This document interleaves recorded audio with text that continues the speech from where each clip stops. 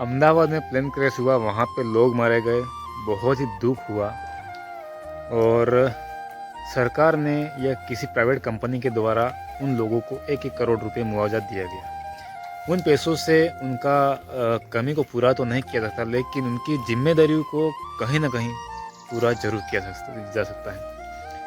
अब सोचने वाली बात यह है कि वहाँ पर सारे लोग वीआईपी थे।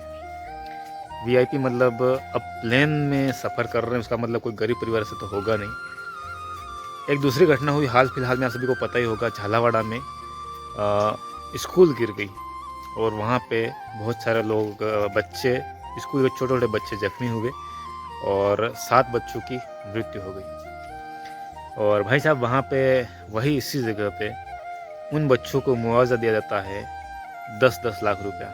यानी कि वो बच्चा गरीब का है, उसको 10 लाख मुआवजा दिया जा रहा है, और वीआईपी आदमी जो प्लेन क्रैश में मारा गया उसको 1 करोड़ रुपया।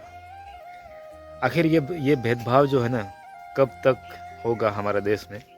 ये सवाल मैं आप लोगों से नहीं पूछ रहा हूँ, आप लोग ये सवाल सरकार से पूछो। ऐसा बहुत समय से होता आया है और ऐसा ही हो रहा है। आज की बात नहीं दोस्तों, ऐसी घटनाएं कई आए दिन देखने को मिलती है और ऐसी घटनाएं हमारे समाज में आखिर घटती रहती है। और इसका जो नुकसान और उसका भुगतान करता है हमारा आदिवासी परिवार या हमारा गरीब परिवार, वो समाज का वो पिछड़ा हुआ आदमी, वो दरिद्रता से जूझता हुआ आदमी जो अपने 2 वक्त की रोटी के लिए भी तरसता है।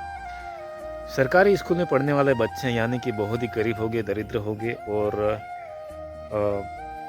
हो सकता है खाने के लिए अनाज नहीं होगा, पहनने के लिए कपड़ा नहीं होगा। ऐसे बच्चे भाई वो भी मरे हैं और वीआईपी जो प्लेन क्रैश में मरे वो भी मरे हैं। लेकिन हमारी गवर्नमेंट, हमारी सरकार ने उसकी कीमत क्या लगाई है? एक का जो वीआईपी है, मतलब अमीर है तो उसका ज़्यादा पैसा 1 करोड़ रुपया, और गरीब है तो उसका 10 लाख रुपया है। उससे पहले की घटनाएं मैंने वीडियो में बनाई थी, आप लोगों को पता ही होगा कि मैंने बताया था कि हमारे आदिवासी समाज में जब भी कोई घटना होती है, ऐसा कुछ होता है, तो उन लोगों को मुआवजा दिया जाता है 3 लाख रुपए। चलो 3 लाख से बढ़ा करके 10 लाख किए गए, अच्छी बात है। लेकिन दोस्तों ये अन्याय क्यों? भाई देना ही है तो 1 करोड़ दो ना। बस जब उन लोगों को 1 करोड़ रुपए दिया जा रहा है, मैं ये नहीं बोलता कि उनके साथ गलत हुआ, भाई गलत सबके साथ हो रहा है। भाई सबकी जान की कीमत तो एक ही होनी चाहिए। ऐसा नहीं होना चाहिए कि भाई वो गरीब है तो उसके लिए 10 लाख रुपये और वो अमीर है तो उसको 1 करोड़ रुपये। बहुत गलत हो रहा है। तो ये सवाल मैं आप लोगों से पूछता हूँ कि क्या आप लोग को ये क्या मतलब ऐसा कब तक होता रहेगा? आप लोग सवाल नहीं पूछोगे सरकार से?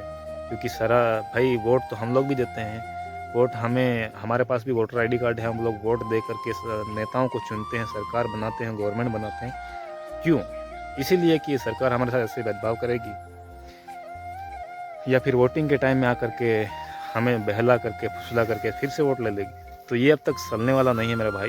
तो आप लोग जागरूक हो जाओ और इसके खिलाफ आवाज़ उठाओ। भाई गलत है तो है, उसको आपको बताना पड़ेगा, सरकार को बोलना पड़ेगा। भाई उनको जब तक ये लगेगा नहीं भाई यहाँ पे इस इलाके में बोलने वाला कोई नहीं है, यहाँ पे हम अपना काम आसानी से कर सकते हैं, तो वो ऐसे ही लोगों को उल्लू बनाते रहेंगे, लूटते रहेंगे, उनके अधिकारों से, उनके हकों से वंचित करते रहेंगे।